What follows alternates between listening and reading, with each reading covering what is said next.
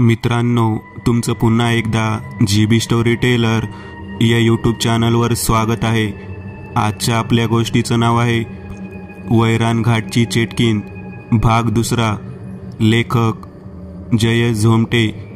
पण गोष्ट सुरू करण्याआधी जर कोणी या कथेचा या अगोदरचा भाग पाहिला नसेल तर तो भाग पाहूनच हा भाग पाहण्यास सुरुवात करावी ही विनंती।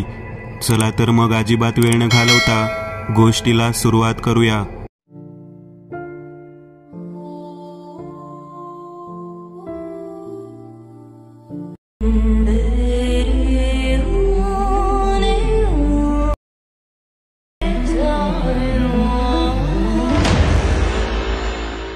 त्या पावलाच्या बाजूलाच एक चौकोनी तुळस होती।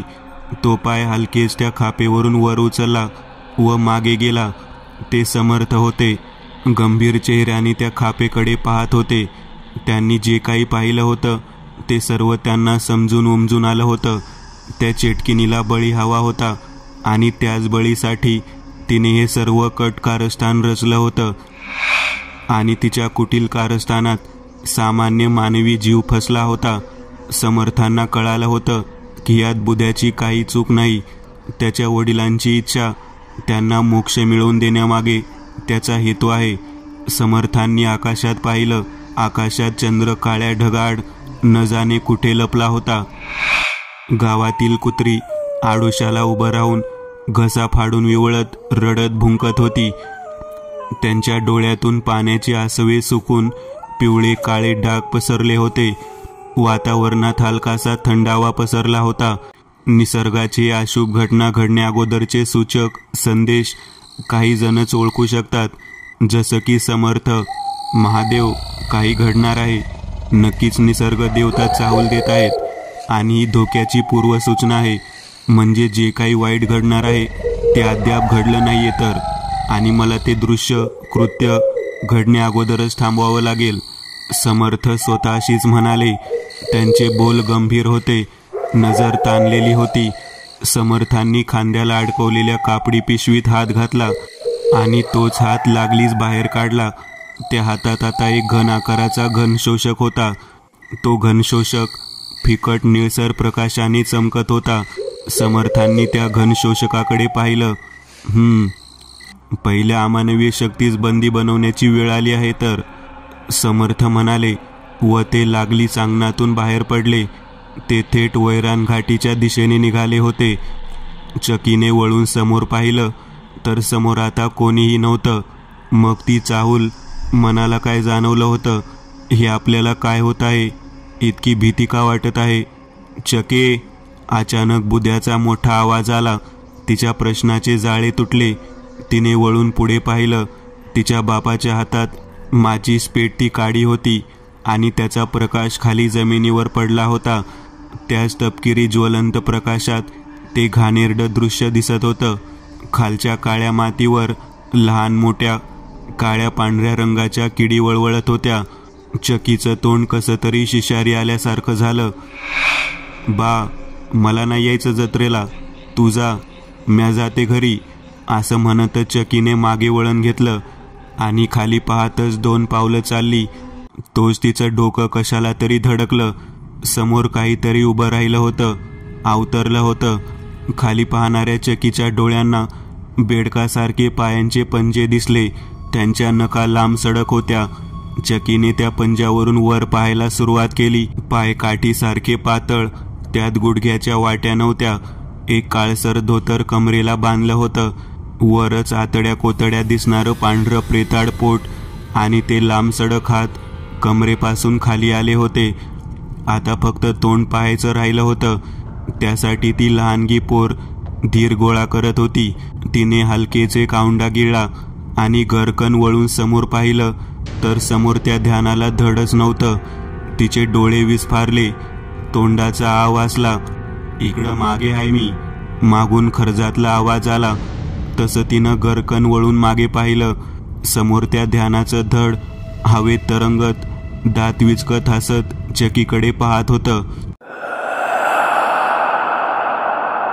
तिच्या वासलेल्या तोंडातून एक मोठी किंकाळी बाहेर पडली। वैरान घाटीच्या जंगलात समर्थ पोहोचले होते. आजूबाजूला तमाम झाडांची गर्दी त्यांना रोखून पाहत होती. दगड गोट्यांना चुकवत ते वाट काढत पुढे जात होते. तोच एका मुलीच्या ओरडण्याचा आवाज त्यांच्या कानी पडला. तसे ते जागेवरच थांबले. त्यांनी सर्व दिशेला एक कटाक्ष टाकला. तसे त्यांना तो स्मशान आणि त्या पल्याड उकळत्या वाफा निघणाऱ्या पाण्याचा ओढा दिसला. लाल गुहा.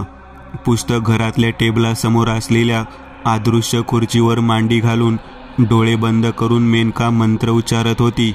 समोरच टेबलावर गबलू बसला होता. त्याचं सर्व लक्ष मेनकावर होतं. मंत्र ग्रहण करणाऱ्या मेनकाला आता अर्धा तास व्हायला आला होता, परंतु ती तशीच डोळे बंद करून बसली होती. ओठांशी हलकेच हालचाल होत होती. बाजूलाच घड्याळात 11:45 अशी वेळ दिसत होती. घड्याळातला सेकंद काटा भरभर वेगाने फिरत होता. गबलू आता कंटाळलेल्या हावभावाने असाच वाकडं तिकडं थोबाड करत मेनकाकडे पाहत होता.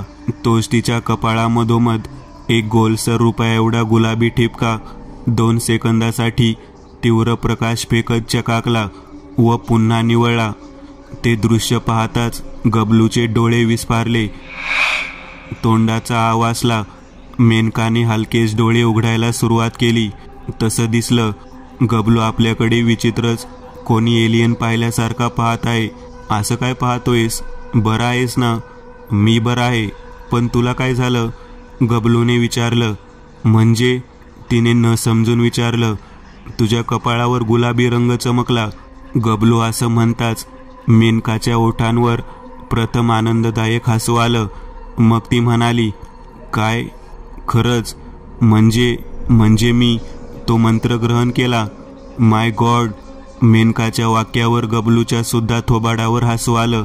चल गबलू, बॅग पॅक कर, आपण समर्थाकडे जातोय, मेनका हसत म्हणाली. हा आवाज समर्थ स्वतःशीच म्हणाले. झाडाझुडपांमधून दगडगोट्यांवरून हलकेच पाय देत समर्थ त्या वैरान स्मशानाजवळ पोहोचले. तसा त्यांच्या नाकाला तिथे घाणेरडा कुचकट वास जाणवू लागला. अमानवीय शक्तीचं अस्तित्व त्यांचे बोलणे ऐकू येऊ लागले. तिथे मेलेले आत्मे तिथे रात्रीच्या अंधारात भटकत होते. त्यांची भटकंती सुरू होती. पापी मनाचे काळसर वस्त्रांचे आत्मे वाईट होते. त्यांनी त्या चेटकिनीशी हात मिळवणी केली होती. तर पांढऱ्या कपड्यांचे चांगले आत्मे, ज्यांच्या देहातून पांढरा शुभ्र शुद्ध प्रकाश झळकत होता, असे आत्मे समर्थांसमोर हात जोडून उभे होते. हे देवपुरुष, कृपया आम्हाला मुक्ती द्या. चांगले आत्मे समर्थांना विनवणी करत होते. समर्थांनी त्या सर्वांकडे मंद स्मित हास्य देत पाहिलं. मानेनेच होकार दर्शवला. समर्थांनी डाव्या बाजूला पाहिलं. 4 लोखंडी गज दिसत होते. तोच तो स्मशान होता. त्या स्मशाना बाजूला एक छोटासा गोलसर ओढा होता. त्यापुढे खडकाळ पाषाण आणि त्यावर तपकिरी माती साचलेली. त्यातून हिरवं गवत बाहेर आलं होतं. समर्थांच्या दैवी दृष्टीला त्या ओढ्याचं पाणी उकळताना दिसत होतं आणि त्या उकळत्या पाण्यावर मानवी हाडे कवट्या तरंगताना दिसत होती. समर्थ त्या ओढ्यापाशी आले. असं आहे काय? समर्थ स्वतःशीच म्हणाले. समर्थांनी आपल्या हातातला एक रुद्राक्ष कडा काढला. जय शंकर, तमाम शंकर, शिवशंकर शंभो. समर्थांनी तो 5 रुद्राक्ष असलेला कडा थेट त्या ओढ्यात सोडला. थोडंसं पाणी हवेत उडवत तो कडा त्या पाण्यावर तरंगत होता. आता बघतोस तू कसा पळतोस ते. समर्थांनी भोयात आणून ते वाक्य म्हणलं. समर्थ हलकेच माघारी वळले. आता त्यांच्या समोर त्या भग्न पडलेल्या भिंती होत्या आणि त्या भिंतीमधून एक अंधारी काळ्या मातीची पायवाट पुढे जात होती. समर्थांनी एक कटाक्ष खाली टाकला. खाली भुसभुशीत ओल्या काळ्या मातीची वाट पुढे जात होती आणि त्याच मातीतून समर्थांना त्या वळवळत्या कृमी आणि लाल रंगाच्या विषारी डंखाच्या मुंग्या वर येताना दिसत होत्या. समर्थांनी आपल्या कापडी पिशवीत हात घातला व तो लागलीच बाहेरही काढला. आता त्या हातात एक छोटीशी झोळीसारखी दिसणारी सोनेरी रंगाची कापडी पिशवी होती. त्या सोनेरी रंगाच्या कापडी पिशवीची चॉकलेटी रंगाची गाठ समर्थांनी हलकेच खोलली व हाताच्या पंजाने त्या कापडी झोळीत हात घातला. मुठभर पांढरट राख बाहेर काढली. समर्थांनी उजव्या हातात ती राख एका बंद मुठीत ठेवली होती. तोच हात त्यांनी छाती इतपत वर आणला. सामान्य मानवाच्या विज्ञानवादी बुद्धीच्या विचार करणाऱ्या कल्पनांना आता तडा जाणार होता. ह्या सृष्टीत ज्या शक्तींना त्या परमार्थाने त्याच्या वंशाच्या हाती सोपवले आणि ते वंशज चांगल्या हितासाठी त्या शक्तीचा वापर करतात, ती शक्ती आता पुन्हा एकदा बाहेर येणार होती. एक महासंग्राम, एक आगळं वेगळं युद्ध घडणार होतं, जे मानवाने कधी कल्पनेसुद्धा पाहिलं नसेल. मानवाच्या मेंदूला गंज लागेल, बधिरता येईल असे जिन्नस पाहायला मिळणार होते. दैवी जादुई शक्तीविरुद्ध काळ्या अंधाऱ्या मायावी शक्तीची लढत जुंपणार होती. मानवाने बनवलेल्या हत्यारांपेक्षाही भयान विध्वंसक शस्त्रे आता बाहेर पडणार होती. सामान्य मानवाच्या बंद डोळ्याआड त्या पाठीमागेच नेहमीप्रमाणेच लढा सुरू झाला होता. कोहिड भव. समर्थांचा स्वर राकीट, घोगरा, आज्ञाधारकी होता. त्या आवाजात एक जरब होती. समर्थांनी ती मूठ खोलली ज्यात राख होती. ती राख समर्थांची खुलतच अलगद हवेतून खाली आली आणि जसं त्या राखीने जमिनीला स्पर्श केला, विस्तव, तप्त विस्तव, निखारे, धग धग जाणून देणारा विस्तव. ती राख जणू पेटते इंगळे होते. नरकाचा भूगर्भ होता. किती ती उष्णता होती. समर्थांनी पुन्हा एकदा त्या झोळीत हात घातला. मग तोच राकीट, आज्ञाधारकी स्वर, कुहीड भव. ती राख समर्थांनी ह्यावेळेस चेंडू फेकावं तसा हवेत फेकली. हवेतच राखेचे रंग तपकिरी भगव्या रंगाने बदलला. जणू हवेत वनवा पेटल्यासारखी धग तिथे आजूबाजूला जाणवू लागली. समर्थांच्या कपाळावरून घामांचे द्रव बिंदू जमा झाले होते. चेहऱ्यावर सुद्धा घाम जमा झाला होता, पण नजर मात्र अशक्त होती, किंवा नाही, ते थकले होते. ती राख गरमी पैदा करत होती, ज्याने तो घाम फुटला होता. काळ्या ओल्या मातीवर ती राख पडताच फस फस आवाज होत. हलकेच विवळण्याचा, उसासे टाकल्यासारखा आवाज जमिनीतून वर येत होता. काळ्या ओल्या मातीतून पांढरट धुराची वाफ एका पाठोपाठ बाहेर येऊन तिथे धुकं निर्माण झालं होतं. त्याच धुक्यात काय हिडीस अभद्र आकार विवळत ओरडत फिरत होते. हाडळ, मुंजा, खवीस, सुवाशीन, नाना तऱ्हेची उपद्रव तिथे हातवारे करत वेड्या माणसासारखी थैथै नाचत होती. ज्या त्या मानवाच्या इच्छा मागे राहिलेल्या, त्यानुसार त्यांना भूतयोनी मिळाली होती. विवाहाआधी मेलेले कुमार संबंध झाले होते. स्त्रिया हाडळी, तर बाळांपण होऊन 2 दिवसांनीच मेलेल्या स्त्रिया बाळांतीन झाल्या होत्या. काही वेळ त्यांच्या ओरडण्याचा, पावलांच्या धपधप धावण्याच्या विचित्र आवाजातच निघून गेला होता. त्यांचा विकृत नंगानाद जास्त वेळ चालला नाही, कारण ते सर्व मळीन आत्मे साक्षात नरकाचं द्वार तिथे उघडल्याने बळजबरीने आत खेचले गेले. ह्या सर्वांना मुक्ती नको होती, त्यांना कायमच इथे राहायचं होतं. म्हणूनच समर्थांनाही पाऊल उचलावं लागलं होतं. त्यांना हवं असतं तर ते त्यांना मुक्ती देऊ शकले असते, परंतु मुक्ती बळजबरीने देता येत नाही. ते निसर्ग नियमाविरुद्ध आहे. स्वतंत्र निर्णय घेणं हे प्रत्येकाचा हक्क आहे, मग तो मानवी असो की अमानवी. आपले खूप खूप आभार. शुभ्र धवळ चकाकत्या देहहीन प्रकाशात ते 30-35 आत्मे हवेत तरंगत उभे होते. काही पुरुष तर काही स्त्रिया. जन्मानंतर जिवंत असताना ज्यांनी चांगले पुण्य केले, दुसऱ्याच्या हिताचा चांगला विचार केला, त्या चेटकिनीची साथ दिली नाही, असे ते चांगले सद्गुण आत्मे आपल्या शेवटच्या यात्रेसाठी समर्थांकडे हसमुख चेहऱ्याने पाहत उभे होते. तुमची कैद संपली आहे आणि तुम्हा सर्वांच्या मनात असलेली शुद्धता तुम्हाला स्वर्गाची वाट दाखवेल. या तुम्ही आता. त्या सर्व चांगल्या आत्म्यांनी समर्थांना पुन्हा दोन्ही हात जोडून नमस्कार केला. पांढऱ्या शुभ्र देहाचं चमचमत्या सोनेरी धुळीकणात रूपांतर झालं. ती धुळीकण हवेत उडत आकाशात वर वर जाऊ लागली. काही सेकंदात त्यांनी आकाश पातळी गाठली सुद्धा होती. त्यांना मुक्ती मिळाली होती. चला, एक काम तर झालं. समर्थ स्वतःशीच हसले.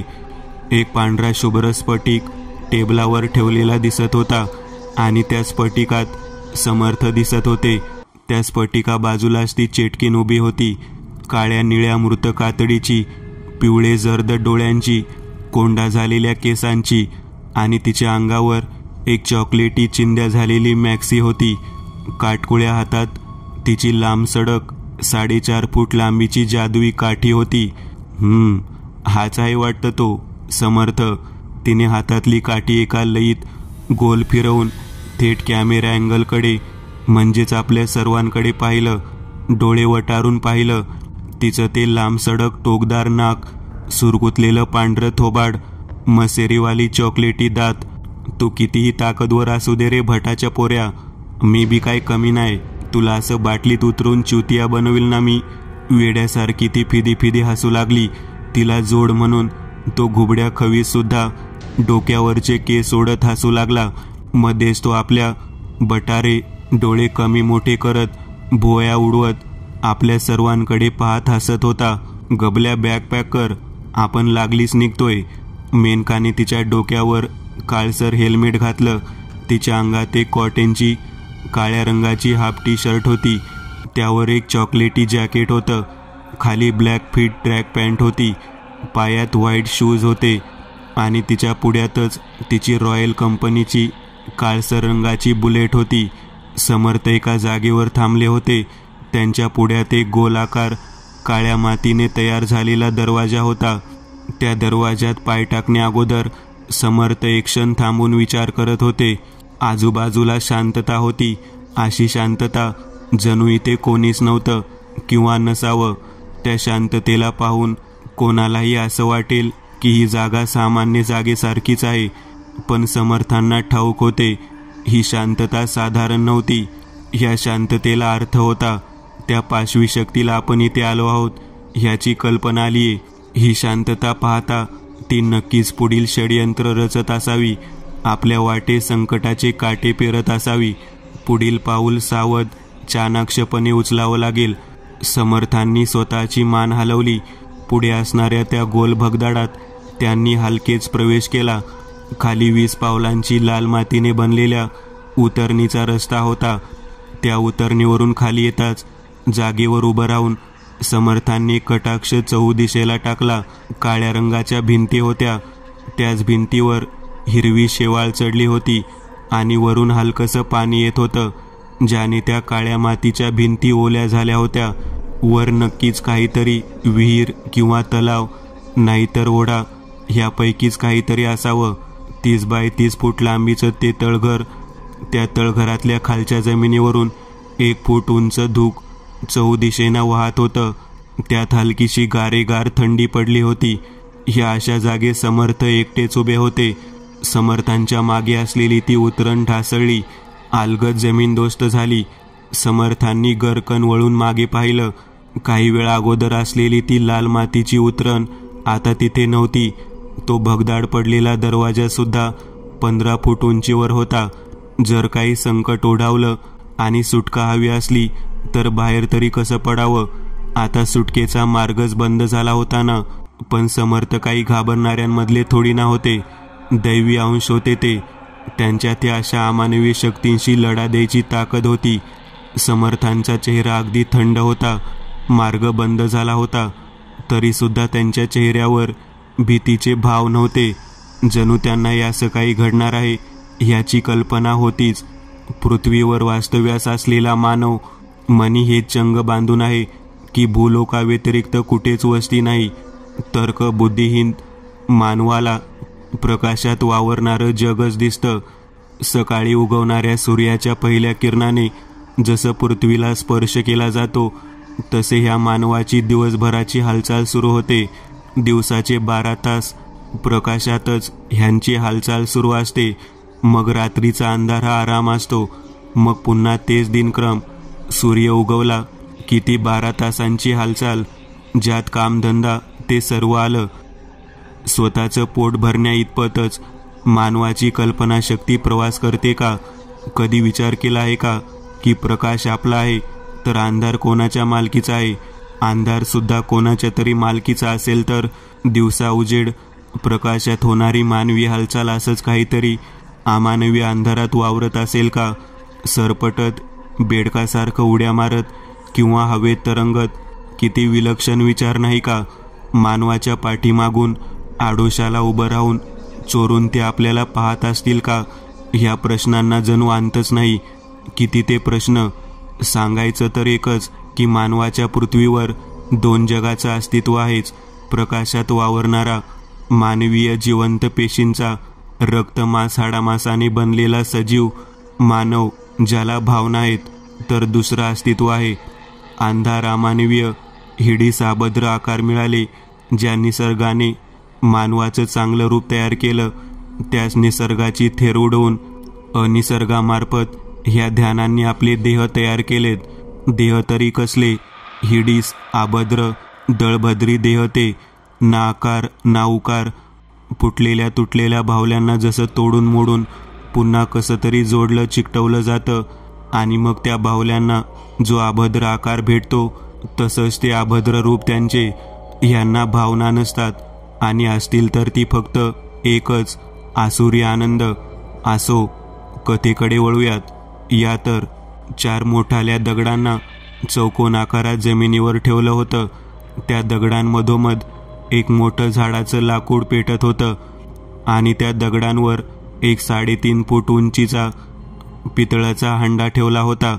त्या हंड्यात काहीतरी विचित्र असा निळसर फेसाळत्या रंगाचा द्रव उकळत होता. त्या उकळत्या द्रवातून पांढरट वाफ बाहेर येत होती. एक मोठा सरळ 5.5 फूट उंचीचा चमचा त्या हंड्यात होता. बाजूहून एक राखाडी प्रेताळ हात आला. त्या हाताच्या धारधार काळसर रंगाच्या विषारी नखांनी त्या चमच्याला पकडलं. ती चेटकीन होती. त्या मोठ्या चमच्याने ती त्या हंड्यातलं निळसर द्रव गोल गोल फिरवत ढवळू लागली.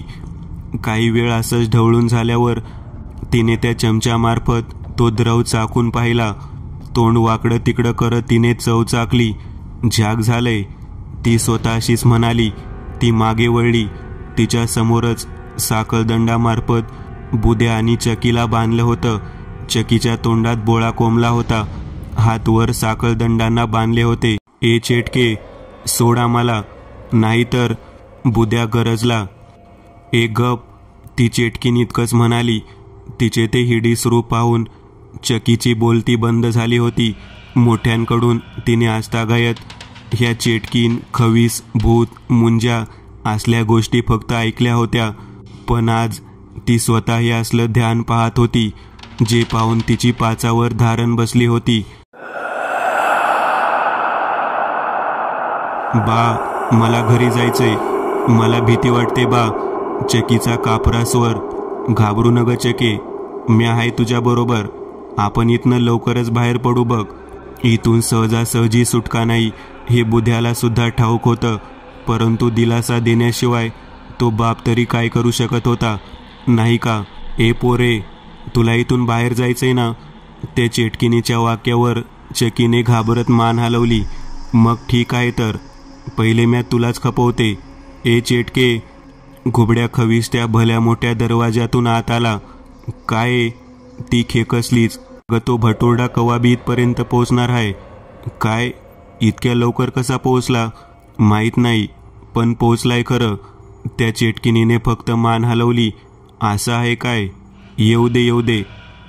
चांगलं जंगी स्वागत करते त्याचं. तिने हातातली जादुई काठी वर हवेत धरली आणि तिला एका जागेवर फिरवली. त्या क्षणाला काही विशिष्ट प्रकारची शक्ती त्या जादुई छडीतून हवेत फेकली गेली होती. काहीतरी विलक्षण नक्कीच घडलं होतं. समर्थ त्या स्थळघरातल्या जागेवर उभे होते. त्यांच्या पायाखालून ढोपरापर्यंत धुक्याची नदी वाहत होती. हा धुका जणू साधारण वाटतच नव्हता, कारण ह्या धुक्यात नैसर्गिक गुण नव्हतेच. कारण धुक्यात सामील असलेली ती हिमवाफ जणू पायांना चिकटून आतलं हाडमास गारठवायचा प्रयत्न करत होती. जणू हा धुका सुद्धा अनैसर्गिक होता, अमानवीय होता. समर्थांच्या मागे 10 पावलांवर धुकं वाहत होतं. त्याच धुक्यातून एक टक्कल पडलेलं डोकं बाहेर आलं. बारीकसं कपाळ आणि काळ्या डोळ्यांच्या बुबळांवर भुवया नव्हत्या. पूर्ण चेहऱ्याला चुना फासला होता. काळसर डोळ्यांनी ते ध्यान समर्थांच्या पाठमोऱ्या कुर्तीला पाहत होतं. समर्थ आपले एकटक आजूबाजूला नजर फिरवत पाहत होते. त्यांच्या खांद्यामागून ते डोकं बाहेर आलेलं ध्यान दिसत होतं. समर्थांना कसली तरी चाहूल जाणवली. आपल्या मागे कोणीतरी आहे. त्यांनी गर्रकन वळून पाहिलं. त्याच वेळेस त्या ध्यानाला जणू आधीच कळालं होतं की सावज वळणार आहे. त्याने आपलं डोकं खाली घेतलं होतं. समर्थांना समोर पांढरट धुक्याशिवाय काहीच दिसलं नाही, पण त्यांच्या मनाने मात्र सावधतेचा पवित्रा घेतला होता. इथे ह्या क्षणाला बेजबाबदारपणा अंगी येऊ शकतो. सावध राहायला हवं. समर्थ हलकेच पुढे सरसावले. पुढे चालत जाऊ लागले. समोर 25 पावलांवर भिंत होती. वाट तिथे संपत होती. इथून दुसऱ्या ठिकाणी जाण्याचा मार्ग नव्हता. नक्की मार्ग नव्हता का? कारण चहूदिशेना पाहता फक्त शेवाळलेल्या भिंती दिसत होत्या. वेळ सरत जात होती. 12 वाजताच बळी दिला जाणार होता. चेटकीन घुबड्या खवीस कायमचे अमर होणार होते. या अघटित घटनेला समर्थ वेळीच आळा घालू शकणार होते का? समर्थांच्या मागे पुढे डाव्या आणि उजव्या बाजूला 2-2 करत असे 4 टक्कल पडलेले डोके अलगद धुक्यातून वर आले. तेच बारीकसं कपाळ, काळे गारगोटीसारखे डोळे आणि पांढरट चुना पोतलेला चेहरा. त्यांचे ओठ म्हणजे कोळशाने रंगवल्यासारखे काळे पडले होते. नाक चपटं होतं. कान सशासारखे मोठे होते. हळूहळू ते चौघे धुक्यातून एकदाचे वर आले. त्या सर्वांची उंची 3.5 फूट होती. अंगात काळ्या रंगाचं पायघोळ झगा होता. हातात शस्त्र म्हणून पांढरट रंगाची मोठाली हाडं होती. अचानक ते सर्व एका विचित्र आवाजात ओरडले. त्यांचा आवाज ऐकून आधी सावध असलेल्या समर्थांनी 4ही दिशेना पाहिलं. तसे त्यांना ते दिसले. 3.5 फूट उंचीचे, अंगावर पायघोळ काळ्या रंगाचा झगा, टक्कल पडलेलं डोकं, बिनभोयाचा चुना पोतलेला चेहरा, काळसर गारगोटीचे डोळे आणि काळे ओठ. जिंजोरा प्रजाती जंगलात राहणारी आदिवासी प्रजात. ह्या आदिवासी प्रजातीतली माणसं काळी जादू करण्यात खूप माहीर असतात. ह्यांची उंची 3.5 फुटाच्या वर नसते. अजून बरंच काही, पण ते आपण नंतर पाहूया. त्या सर्वांनी एकाच वेळेस हातातल्या पांढऱ्या हाडाचं पुढचं टोक समर्थांच्या दिशेने केलं. तसं त्या हाडाच्या टोकांतून काळ्या जादुई शक्तीचा पुरवठा निळसर रंगाने वेगाने बाहेर पडला. वाकडं तिकडं सळसळत त्या प्रकाशाने समर्थांवर हल्लाबोल केला. समर्थांच्या तोंडून एक हलकासा वेदनादायक उसासा बाहेर पडला. ते बेशुद्ध झाले. त्या जिंजोरा प्रजातीतल्या चेटक्यांनी समर्थांचे हातपाय धरले व त्यांना कसं तरी विशिष्ट पद्धतीने उचलून धरलं. बोम बोम बोरा जिंजोरा, चला घेऊन चला ह्याला, माझ्या जिंजोरा बांधवांनो. ते सर्व बुटके आकार त्या धुक्यात दळदळीत रुतावे तसे खाली खेचले गेले. गबलू रेडी, मेनका म्हणाली. मेनका गबलू दोघेही लाल गुहे बाहेर बुलेटवर बसले होते. आपल्या रॉयल बुलेट ड्राईव्ह सीटवर मेनका बसली होती. तिच्या हातात गाडीचं हँडल होतं. अंगावर चॉकलेटी जॅकेट, डोक्यावर हेल्मेट होतं. तिच्या मागच्या सीटवर तिच्या खांद्यावर दोन्ही हात ठेवून गबलू सीटवर उभा राहिला होता. राहून राहून तो समोर दिसणाऱ्या दरीकडे भयग्रस्त नजरेने पाहत होता. गबलू कापऱ्या आवाजात म्हणाला. त्याला भीती वाटत होती की मेनकाचा हा मंत्र फसला तर काय होईल. गाडी 100 फुटाच्या दरीत कोसळेल. मग आपली हाडं तरी ठिकाणावर राहतील का? समोर 40 मीटर अंतरावर दरी होती. जमिनीची जिथे सीमा संपत होती आणि खाली अथांग अंधाराची 100 फूट खोल दरीची पोकळी जबडा उघडून ह्या दोघांचा घास घ्यायला सुचली होती. मेनकाने बटनावरून गाडी स्टार्ट केली. फटाके फुटल्यासारखा आवाज होऊ लागला. गाडीच्या मागच्या सायलेन्सर नळीतून काळसर रंगाचा धूर निघू लागला. आवाज करत मेनकाने पहिला गिअर टाकून क्लच हलके सोडलं. गाडीची चाक जमिनीवरून पुढे जाऊ लागली. गबलूने औंढा गिळला. चकचक, दुसऱ्या गिअरचा आवाज. चाक वेगाने फिरू लागली. मेनकाने एक्सलेटर पिळला. तिची नजर समोर पाहत होती. तिसरा गिअर शिफ्ट झाला. वेगाने सूर पकडला तसं ती दरीची अंताची सीमा जवळ येऊ लागली. गबलूचा जबडा मोठा झाला. डोळे विस्फारले. स्थलांतर. मेनका ओरडली. तिच्या एका शब्दाने काही विलक्षण प्रकार घडला. दरीच्या अंत पावणाऱ्या सीमेपुढे 5 मीटर अंतरावर हवेत एक निळसर हिरवट रंगाचा पोर्टेल तयार झाला. त्याचा प्रकाश जमिनीवर पडत होता. पाहता पाहता मेनकाच्या बुलेटने अंतर कापलं आणि दरीच्या टोकाला पोहोचताच गाडीने थेट हवेत उडी घेतली. गाडीचं हँडल पकडलेली मेनका, गाडीचे गोल गोल फिरणारे टायर आणि हा गबलू मोठ्याने किंचाळला. मंद गतीने सर्व काही घडू लागलं होतं. गाडी टेकडीवरून थेट जंप घेत त्या पोर्टलात शिरली. ती दंडगोल 10 फूट उंचीचे लाकडी खांब दिसत होते. पहिल्या खांबाला चकीला बांधलं होतं, दुसऱ्या खांबाला बुद्या, तर तिसऱ्या शेवटच्या खांबाला समर्थांना बांधलं होतं. बुद्या आणि चकी ह्या दोघांच्या हाताला साधारण रस्सी बांधली होती आणि समर्थांच्या हाताला अमानवीय शक्तीने तयार केलेली मायावी रस्सी बांधली होती. ती रस्सी निळसर प्रकाशांनी चमकत होती. त्या तिघांच्या पुढ्यात ती चेटकीन, त्या मोठ्या हाड्यातलं निळसर फेसाळतं द्रव एका मोठ्या चमच्याने ढवळत उभी होती. काय छान वास येतोय हा. त्या चेटकिनीने आपलं लांब सडक नाक त्या निळसर द्रवावर हलकेच फिरवलं. ए भट्या, पितो का? पितो. त्या चेटकिनीने समर्थांकडे पाहिलं. चालत समर्थांच्या अगदी चेहऱ्याजवळ आली. बिचारा वाचवायला आला होता पण स्वतःच अडकून पडला. ती चालत लहानग्या चकीजवळ आली. तिचं ते भेसूर रूप पाहून त्या छोकरीचं काळीज बाहेर पडू पाहत होतं. बघे कार्टे, तुम्हाला वाचवायला आला होता हा आणि स्वतःच अडकला. आता तुमचा वाली कोण ग? कोण वाचवल तुम्हाला? कोण वाचवल? ए चेटकीने, 12 वाजत आलेत. आता देखी बळी ह्या दोघांचा. मध्येच घुबड्या खविसाचा आवाज आला. तसं त्या चेटकिनेने फक्त डोकं हलवलं. हातातली काठी पुन्हा वर हवेत उचलली. बळीसुरा प्रगटम हेच वाक्य तिने 2 वेळा उच्चारलं. तिच्या दंडगोल काठीतून वरच्या टोकातून काळसर धुळीकणांची सर्परेषा वेगाने हवेतून वाकडी तिकडी फिरत खाली आली आणि जमिनीवर गोल गोल भिंगत त्या जागेवर तिथे तिने 5.5 फूट उंचीचा अमानवी आकार तयार केला. 5.5 फूट उंच, पूर्ण शरीरावर काळसर पायघोळ झगा, डोक्यावर त्रिकोणी टोपी ज्याने चेहरा दिसत नव्हता आणि हातात एक 4.5 फूट उंच धारधार पातीची कुऱ्हाड होती. बळीसूर, ती चेटकीन खर्जातल्या आवाजात ओरडली. हुकूम दे चेटकीने. बळीसूरचा भारदस्त घोगरा आवाज. चेटकीन छन्नी हसली. बळीसुरा, आज कित्येक वर्ष मी ज्या बळीविद्येला चालवत आले होते, आज ती शेवटच्या अंतावर पोहोचलीये.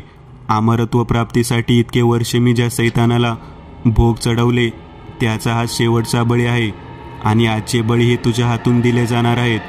बळी देऊन आज मी अमरत्व प्राप्त करीन आणि ह्या पृथ्वीवर अंधाराची काळी काजळी पसरवेल, वाटोळं करून ठेवील ह्या पृथ्वीचं. बुद्या चकी त्या चेटकिनीकडे पाहत होते. त्यांच्या चेहऱ्यावर चिंता, भीती ह्या सर्व भावना उमटलेल्या दिसत होत्या. थांब चेटकीने, अजूनही वेळ गेलेली नाहीये. तुझे कारस्थान इथेच थांबव, अन्यथा तो परमार्थही तुला क्षमा करणार नाही. समर्थ त्या चेटकिनीकडे रोखून पाहत म्हणाले, कोण अडवल मला?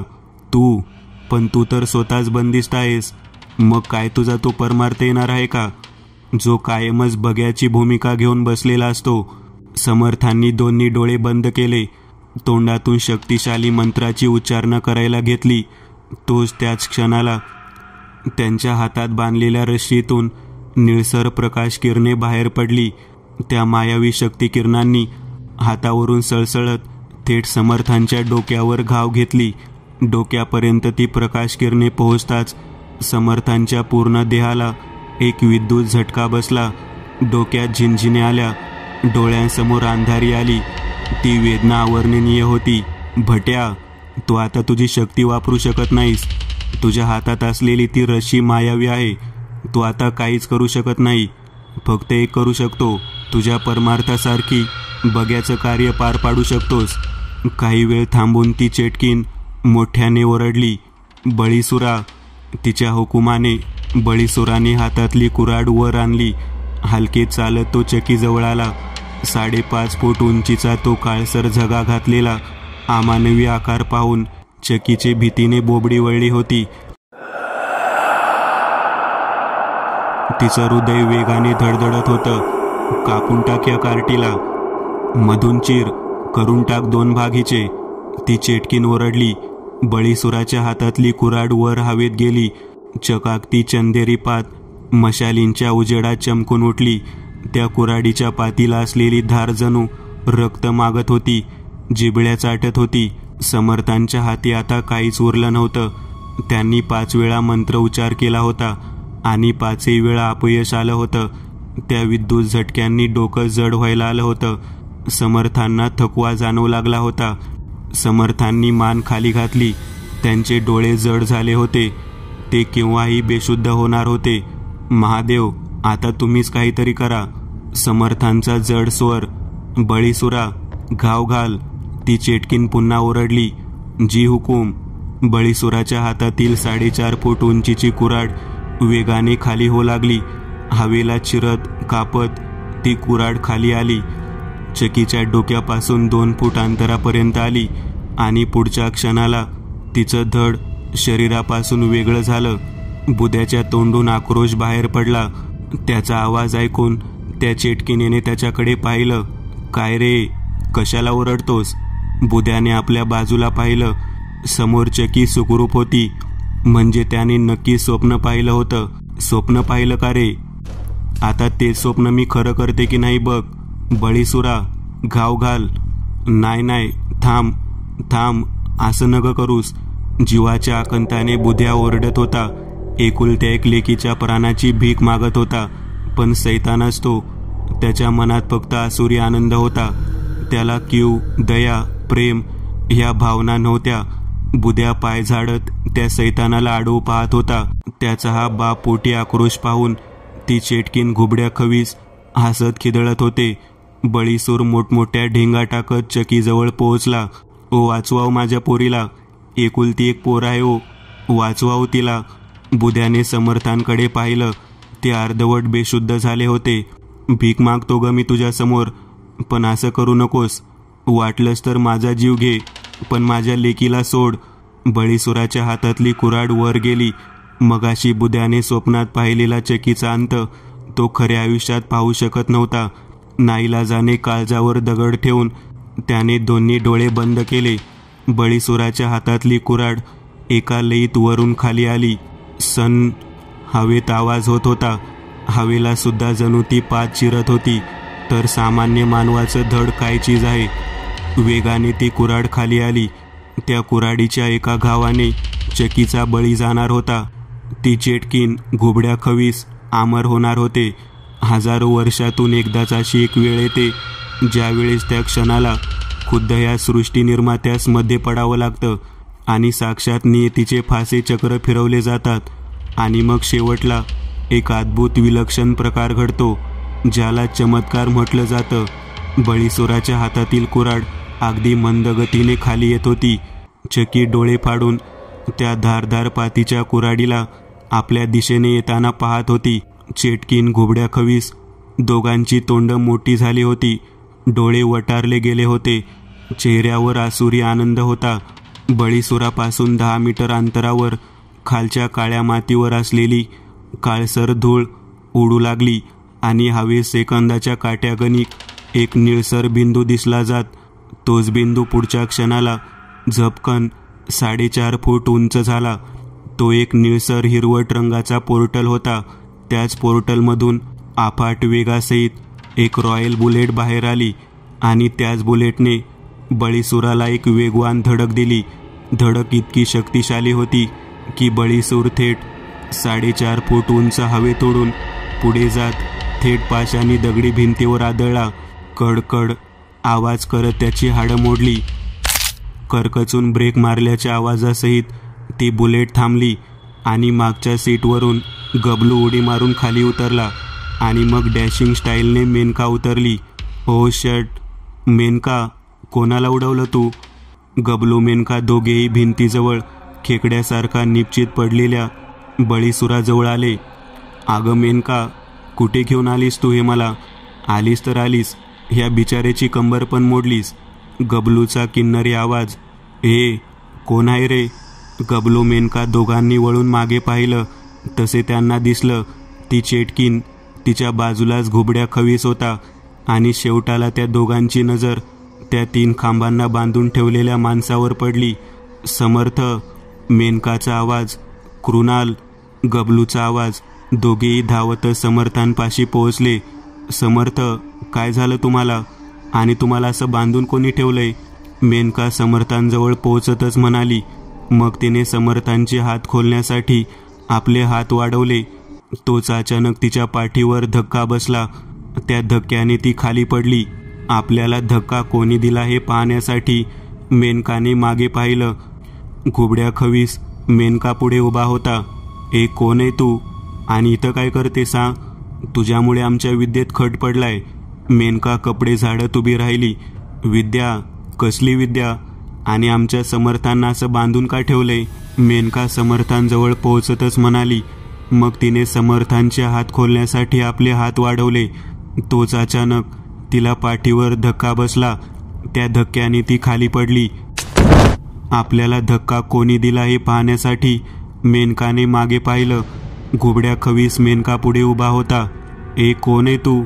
आणि इथं काय करतेस? तुझ्यामुळे आमच्या विद्येत खट पडलाय. मेनका कपडे झाडत उभी राहिली. विद्या? कसली विद्या? आणि आमच्या समर्थांना असं बांधून का ठेवलंय? अमरत्व बळी विद्या. आणि आज शेवटचा बळी आहे, जो देऊन आम्ही कायमचे अमर होऊ. पण हा भटुरडा आम्हाला थांबवायला आला. आमच्या विद्येत फुकटची कीड आहे साला. घुबड्या खवीस म्हणाला. ओ, आय सी, असं आहे तर. मेनकाला आता सर्व समजलं होतं.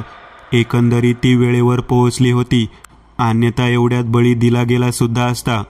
तू पण निघाता इथून, घुबड्या खवीस म्हणाला.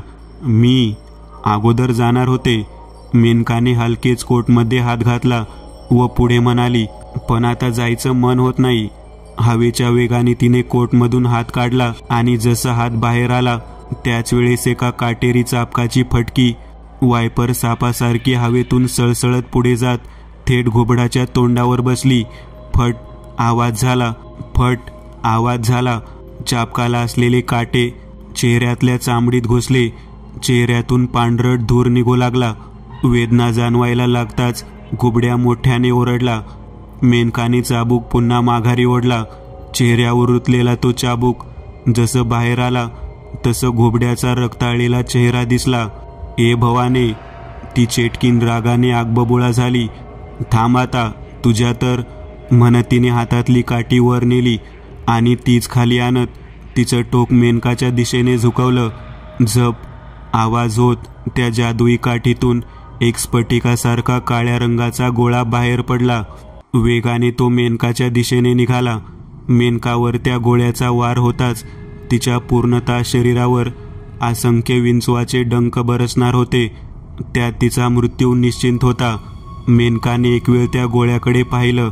त्याचा वेग अफाट होता, परंतु मेनका आधी सावध होती. तिने अगदी शिताफीने समोरून येणाऱ्या त्या गोळ्याला डाव्या दिशेला झेप घेत चुकवलं. बळीसूर कसं तरी कुऱ्हाड जमिनीवर टेकवून म्हाताऱ्यासारखा आपल्या पायांवर उभा राहिला होता. तोच त्याला समोरून एक काळ्या रंगाचा गोळा आपल्या दिशेने येताना दिसला आणि पुढच्या क्षणाला तो गोळा त्याच्या देहावर आदळला. त्याची आर्त किंकाळी उभी गुहा दणाणून गेली. मेनका, चेटकीन, बुद्या, गबलू, चकीने हसतच बळीसुराकडे पाहिलं. तो चेटकीन अद्याप बळीसुराकडेच पाहत होती. हीच संधी साधून मेनकाने चापकाची फटकी चेटकिनीच्या दिशेने मारली. हवेतच काळ्या चापकाचा रंग निळसर रंगाने बदलला. त्या चापकातून काळ्या रंगाचे टोकदार धारदार काटे बाहेर आले. सट आवाज करत एक प्रहार झाला. ती चेटकीन किंचाळली. तिच्या शरीरातून पांढरट रंगाच्या वाफा बाहेर निघू लागल्या. तिचं सर्व शरीर तांबड्या रंगाने चकाकून उठलं. वाचवा, वाचवा. तिच्या तोंडून भयान खर्जातला आवाज बाहेर येऊ लागला. त्या वेदना असहनीय होत्या. शब्दांनी त्या वर्णन करण्याजोग्या नव्हत्या. मेनकाने कोटमध्ये हात घालून एक 4 इंचा एवढी काचेची बाटली बाहेर काढली. तिचं बूच उघडताच चेटकिनीचं देह हिरवट रंगाच्या धुळीकणात बदललं. ती धुळीकण हवेत सापासारखी फिरत मेनकाच्या दिशेने आली आणि थेट त्या बाटली सामावली. मेनकाने बाटलीचं बूच लावलं. तीच बाटली चेहऱ्याजवळ आणली. बाटलीत एक हिरवट रंगाचा प्रकाश चकाकत होता. त्याचा प्रकाश मेनकाच्या चेहऱ्यावर पडला. आता कायमच्या बाटलीत राहायचं काय? मेनका म्हणाली. चेटकिनीला कैद करताच घुबड्याची तारांबळ उडाली. काय करू काय नको असं त्याला झालं. शेवटी त्या धूर्ताने सर्वांच्या नजरेआडून तिथून पळ काढला. चेटकिनीला कैद करताच तिची मायविनी सुद्धा तुटली गेली. बुद्याचकी दोघांचे हात सुटले. समर्थाच्याही हातातली ती मायावी कैदांगिनी गायब झाली. काही वेळाने समर्थ जरासे ठीकठाक झाले. गबलू मेनका दोघांनाही पाहून त्यांना आनंद झाला. उलट जर ते दोघे आले नसते तर काय झालं असतं ह्याची कल्पना करवत नाही. गबलू, मेनका, तुम्ही इथे कसे आलात? जी समर्थ, मेनकाने खाली मान घालत म्हटलं. खरं सांगायचं तर मी लायब्ररीतून जादुई पुस्तकातल्या स्थलांतर मंत्रामार्फत इथे आले. तिच्या त्या वाक्यावर समर्थांनी फक्त मंद स्मित हास्य करत मान हलवली. चांगलंच केलं समर्थ, तुम्हाला राग नाही आला? मेनका म्हणाली. राग? छे. समर्थ पुढे बोलू लागले. नियतीच्या मनात काय असेल ते कोणी सांगू ओळखू शकत नाही. आता हेच पहा, मी तुम्हाला माझ्या समवेत येण्यास नकारलं होतं, परंतु तरीही तुम्ही आलात. जर तुम्ही माझ्या समवेत आला असतात तर ह्या चेटकिनीने तुम्हाला सुद्धा बंदी बनवलं असतं. पण मी म्हटलं ना, नियतीच्या मनात काय असेल ते सांगू शकत नाही. ह्याचा अर्थ हाच की हे सर्व त्या परमार्थाने आधीच विधिलिखितच लिहिलं होतं. बळीसुराची बळी देण्याची वेळ आणि तुमची येण्याची वेळ अगदी तंतोतंत मिळती जुळती आहे. एवढं बोलून समर्थ जरासे हसले. मला वाटतं आता मला माझा निर्णय बदलावा लागेल. मेनका, गबलू दोघांनी एकमेकांकडे पाहिलं. कसला निर्णय? गबलूने डोकं खालीवर करत म्हटलं. हेच की. समर्थ काही वेळ शांत राहून पुढे म्हणाले. तुम्ही दोघंही या साहसी प्रवासात माझ्या सोबत येऊ शकता. काय? गबलूचा आवाज. काय? मेनकाचा आवाज. ते दोघेही एकदाच ओरडले होते. समर्थांनी फक्त मंद स्मित हास्याने मान वळवली. आहो, आपलं खूप खूप आभार बघा. बुध्या समर्थांजवळ येत हात जोडत म्हणाला. त्याच्या बाजूला चकी उभी होती. आहो दादा, यांना समर्थ म्हणा. मेनका मध्येच म्हणाली. समर्थ म्हणजे देव होय. बुध्याने आपले दोन्ही हात थेट समर्थांच्या पायांवर ठेवले. आहो, काय करत आहात हे? मी काही कोणी देव नाही. त्या परमार्थाने माझ्यावर जी जबाबदारी सोपवलीये तेच कर्तव्य मी पार पाडलं, बस. बाकी काही नाही. नेहमीचाच डायलॉग. मेनका मनातच म्हणाली. ते काय बी असो बघा, पण तुम्ही आमच्यासाठी देवासारखा धावून आलात. नाहीतर त्या चेटकिनीने माझ्या पोरीला ठाऊक आहे आम्हाला. समर्थांनी असं म्हणतच आजूबाजूला पाहिलं. त्यांच्या चेहऱ्यावर गंभीर भाव होते. काय झालं समर्थ? समर्थांच्या चेहऱ्यावरचे बदलते भाव पाहून मेनका म्हणाली.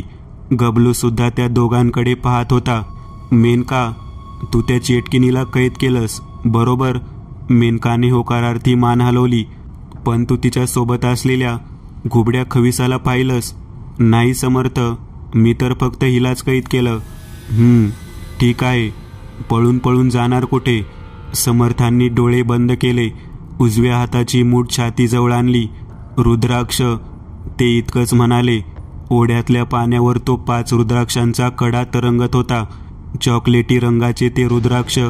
हलकेच त्या रुद्राक्षांमधून वाफा निघू लागल्या.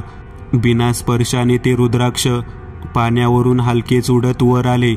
हळूहळू गोल भिंगू लागले आणि अचानक त्या वेगाने सूर पकडला. तसं त्या रुद्राक्ष कड्यातला एक रुद्राक्ष विस्तवासारखा पेटला. झप आवाज करत तो रुद्राक्ष कडा हवेत उडाला. हवेतून वेगाने उडत तो रुद्राक्ष प्रथम भग्न पडलेल्या भिंतीमधून पुढे गेला. मग एका बोगद्यासारख्या वाटेतून वाकडं तिकडं वळण घेत समोर एक गोलसर भगदाड होतं, त्यात शिरला. समर्थांनी खाडकन डोळे उघडले. 2 सेकंदांसाठी त्यांचे डोळे तपकिरी रंगाने चमकून पूर्ववत झाले होते. समर्थांनी आपला उजवा हात छातीवरून काढत तो सरळ धरला. तसा त्याच क्षणाला पुढून एक सुदर्शन चक्र वेगाने येत समर्थांच्या वज्रमुठीतून कसलीही वेदना न होता आत शिरला. मेनका, गबलू दोघेही हसत हा चमत्कार पाहत होते. तरी चकीबुद्या दोघेही आवासून आश्चर्यचकित होत. त्या दोन्ही सामान्य मानवांना हे कळून चुकलं होतं. हे पुरुष सामान्य मुळीच नव्हते. समर्थांच्या हातात आता 2 रुद्राक्ष कडे होते. काय झालं समर्थ? मेनका म्हणाली. नाही, काही नाही. समर्थांनी लागलीच विषय बदलला व ते पुढे म्हणाले, आण त्या चेटकिनीला माझ्याकडे सोपव. मेनकाने ती काचेची बाटली समर्थांकडे सोपवली. समर्थांच्या एका हातात ती काचेची बाटली होती तर दुसऱ्या हातात घनशोषक. समर्थांनी काचेच्या बाटलीचं झाकण उघडलं तसं बाटलीतून हिरवट रंगाची धुळीकण वेगाने बाहेर पडली. घनशोषकातून फिकट निळसर प्रकाश बाहेर पडू लागला. घनशोषक कार्यरत झालं होतं. त्या घनशोषकाने ती हिरवट चकाकती धुळीकण आपल्या आत सामावून घेतली व तो घनशोषकाचा प्रकाश कमी झाला. आता उरले 49. समर्थ इतकेच म्हणाले. चला मग निघूयात, मेनका म्हणाली. गबलू दात दाखवत हसत होता. हो हो, चला चला, गबलू म्हणाला. समर्थ सुद्धा मंद स्मित करत हसले व सर्वजण गुफेबाहेर जाऊ लागले. वैरान घाटी आता चेटकिनीपासून मुक्त झाली होती. मित्रांनो, आज पुरतं एवढंच. तुम्हाला जर काही गोष्ट आवडली असेल तर नक्की लाईक करा. तुमच्यापैकी बरेचसे जण व्हिडिओ लाईक न करताच पळून जातात. पण हा जर व्हिडिओ तुम्ही लाईक केला तर मला जरा बरं वाटेल आणि असेच भारी भारी व्हिडिओ बनवायची माझ्यात एनर्जी येईल. त्यामुळे नक्की लाईक करा. आणि अजूनही कोणी या चॅनलला सबस्क्राईब केलेलं नसाल तर लगेच सबस्क्राईब करून टाका. आणि बाजूची घंटी ती मात्र दाबायला विसरू नका. देवाची घंटी आहे ती. चला तर मग पुन्हा भेटूया अशीच एक आगळी वेगळी गोष्ट घेऊन पुढच्या